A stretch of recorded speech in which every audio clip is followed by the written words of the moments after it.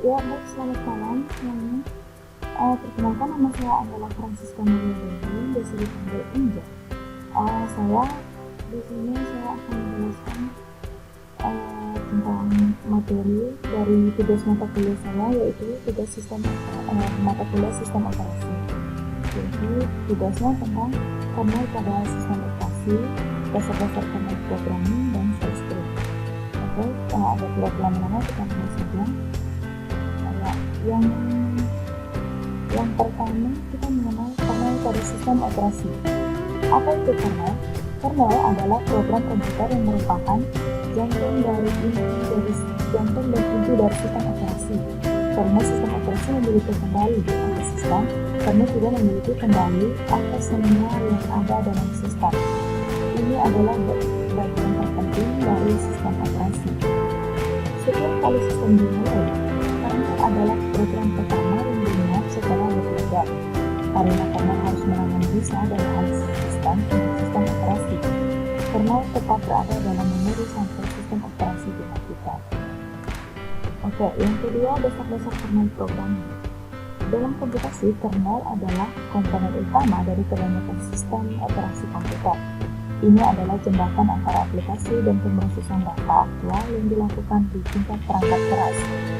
Bertindak sebagai antarmuka antara aplikasi pengguna dan perangkat keras, satu-satunya tujuan kernel adalah untuk mengatur komunikasi antar perangkat lunak atau aplikasi tingkat pengguna dan perangkat kernel, seperti chip CPU, memori disk, dan lain-lain.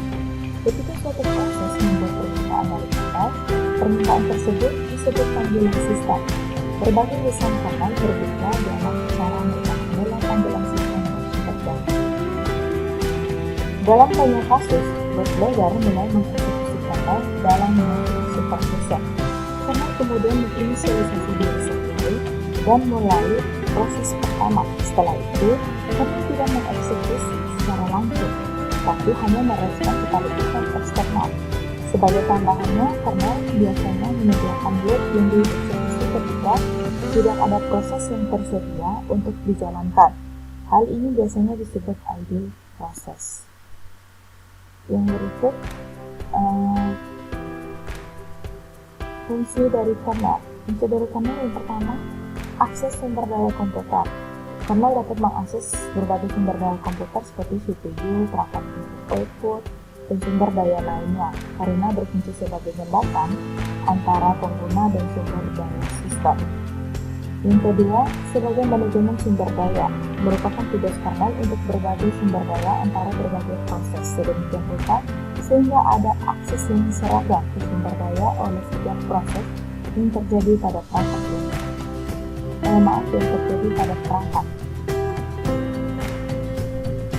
Yang berikut, manajemen memori. Setiap proses membutuhkan ruang memori, jadi memori harus dialokasikan untuk pelaksanaannya. Semua manajemen memori ini dilakukan oleh kernel. Yang berikutnya, manajemen perangkat kritikal yang terhubung dalam sistem digunakan oleh kernel. Jadi alokasi perangkat ini dikelola oleh kernel. Yang berikut, jenis-jenis kernel. Yang pertama, kernel monolitik. Kernel monolitik mengintegrasikan banyak fungsi di dalam kernel dan menyediakan lapisan abstraksi perangkat keras secara penuh terhadap perangkat keras yang berada di bawah sistem operasi.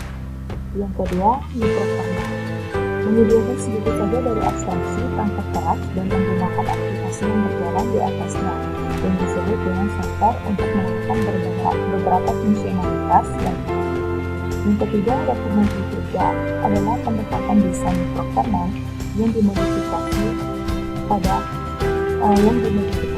hybrid kernel. Terdapat beberapa tambahan kode di dalam ruangan kernel untuk menggunakan mikrokernel. Yang keempat, ada exokernel. Exokernel menyediakan hardware abstraction secara normal, sehingga program dapat mengakses hardware secara langsung. Dalam pendekatan desain exokernel, memiliki oleh sistem operasi dapat melakukan abstraksi yang dilakukan dalam desain kernel monolitik. Yang berikutnya saya akan menjelaskan tentang shell script pada sistem operasi Linux. Apa itu shell script? Apa itu shell? Shell adalah sebuah program penerjemahan perintah sebagai user interface atau sebagai penghubung agar user dapat mengakses layanan dari kernel atau program inti sistem operasi. Di shell inilah user akan mengetikkan perintah-perintah yang diinginkan, baik itu perintah internal shell maupun eksternal atau file program di luar shell. Shell ada pada semua sistem operasi baik itu Windows, OS maupun Unix atau Linux. Shell pada sistem operasi Linux banyak maknanya, antara lain ada main shell, ada function shell, ada cron shell, dan ada shell atau gas. Yang berikutnya adalah contoh perintah satu. Di sini saya menggunakan Ubuntu, di mana device yang digunakan adalah untuk monitor. Device yang digunakan yaitu dengan mengetik perintah bawah ini. Seperti gambar yang saya tampilkan yaitu US spasi double dollar dan hasilnya itu DID dan CMD. Di dalam shell script kita bisa memasukkan perintah-perintah dasar shell, jadi sebaiknya lebih dahulu mempelajari perintah dasarnya. Yang berikut, editor yang dipakai bisa menggunakan VI, VIM, Nano, atau VB. Contoh program pertama menggunakan teks, sebarkan walau sebar 10. Saya simpan dengan nama file shell itu. Seperti yang ditampilkan yaitu pertama kita masukkan tanda seru, setelah itu /bin dan /bash, enter masukkan info dan sebarkan walau sebar 10. Berikutnya file yang sudah kita buat harus bisa aksesnya agar bisa dieksekusi. Seperti gambar yang saya tampilkan dan cara eksekusinya. Memasukkan perintah shell ke dalam script. Contohnya saya ingin membuat terminal dibersihkan lalu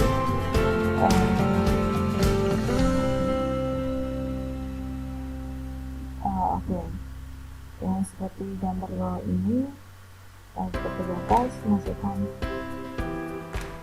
tanda seru, kemudian /bin dan /bash, kemudian kita enter, kita masukkan clear. Setelah clear kita enter lagi, kita masukkan itu, sebarkan hanya sebagai seperti ini.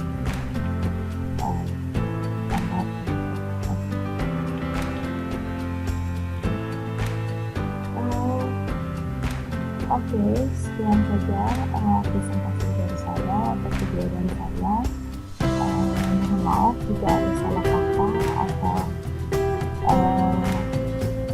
presentasinya kurang menarik atau kurang jelas